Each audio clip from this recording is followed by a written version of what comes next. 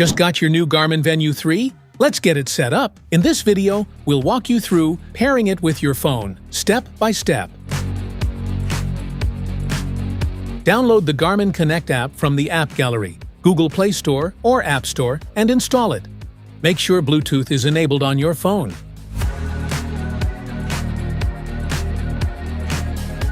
Turn on your Garmin Venu 3 by pressing and holding the side button. Make sure Bluetooth is enabled on your smartphone.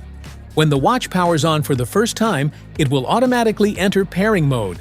Select your preferred language, then tap the checkmark on the screen to start pairing. Scan the QR code displayed on your Garmin Venu 3 using your phone's camera. It will automatically open the Garmin Connect app or prompt you to download it if it's not installed. Follow the on-screen instructions within the app to complete setup and pairing. Make sure Bluetooth stays on throughout the process for a smooth connection. Once you've successfully paired your device, it will automatically sync with your watch. This allows you to access all features, including activity tracking, health stats, notifications, and more. Any changes made in the app will reflect on your watch instantly, keeping everything up to date.